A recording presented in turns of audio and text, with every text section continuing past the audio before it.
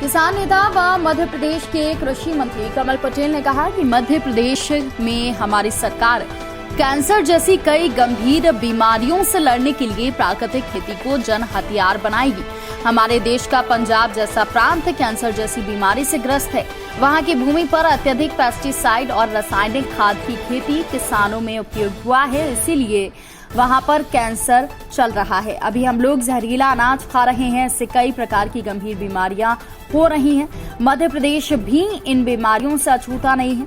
कृषि मंत्री पटेल ने कहा कि प्रधानमंत्री नरेंद्र मोदी के आह्वान पर हमें प्राकृतिक खेती की तरफ वापस आना है।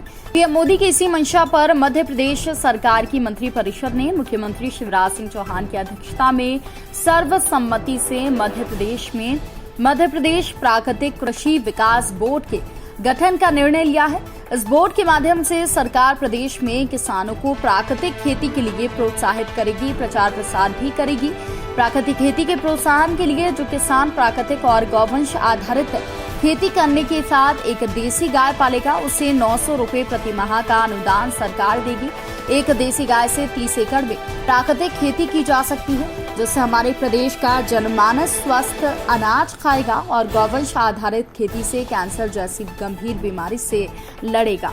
मध्य प्रदेश में प्राकृतिक कृषि विकास बोर्ड के गठन और फसल विविधीकरण प्रोत्साहन योजना लागू करने पर कृषि मंत्री कमल पटेल ने मुख्यमंत्री शिवराज सिंह चौहान और मंत्रिपरिषद के सभी सदस्यों का आभार व्यक्त किया है और उन्होंने प्रदेश के किसानों से प्राकृतिक खेती करने का आग्रह किया है। हमारी पर्यावरण प्रदूषित हो रहा है और जो अनाज खा रहे हैं उससे गंभीर बीमारियां हो रही, कैंसर जैसी। पंजाब में सर्वाधिक के पेस्टिसाइड का रासायनिक खाद का उपयोग होने से भटिंडा से कैंसर ट्रेन चलती है। हमारे यहाँ भी अब अत्यधिक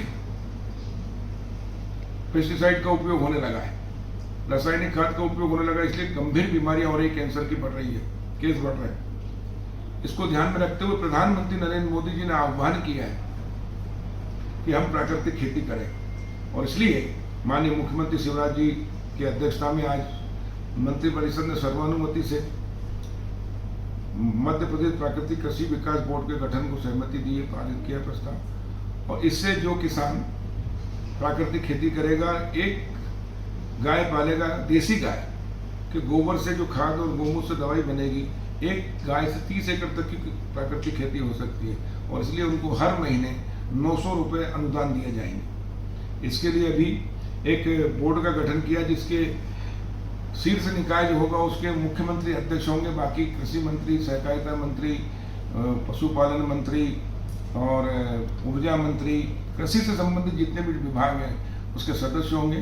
दूसरा एक टास्क फोर्स होगा जो मुख्य सचिव की अध्यक्षता में होगा, जिसमें हमारे एपीसी अतिरिक्त मुख्य सचिव, ये इसी कृषि विभाग से संबंधित सारे विभाग के प्रमुख सचिव उसके सदस्य होंगे और एक संचालक प्राकृतिक खेती होगा, हमारे कृषि संचालक, और उसके लिए अलग से टीम रहेगी और नीचे तक का अमला हमारे कृषक मित्र, हमारे एटीएम, बीटीएम और उसके लिए एक अलग से विभाग का ढांचा खड़ा किया है जो प्रचार प्रसार करेगा, लोगों को प्रशिक्षित करेगा और मध्य प्रदेश में एक वातावरण बनाया जाएगा प्राकृतिक खेती करने के लिए। मैं माननीय मुख्यमंत्री जी का, सभी मंत्रियों और साथियों का बहुत बहुत धन्यवाद और आभार व्यक्त करना चाहता हूं कि मध्य प्रदेश में किसानों के हित में, गौवंश की रक्षा के लिए, पर्यावरण की रक्षा के लिए, किसान की आय बढ़ाने के लिए और लोगों को स्वस्थ अनाज उपलब्ध कराने के लिए ये प्राकृतिक कृषि विकास बोर्ड एक महत्वपूर्ण भूमिका निभाएगा। ये मुझे पूर्ण उम्मीद है। मैं सभी किसान भाइयों से आह्वान कर रहा हूं कि हम सब संकल्प लें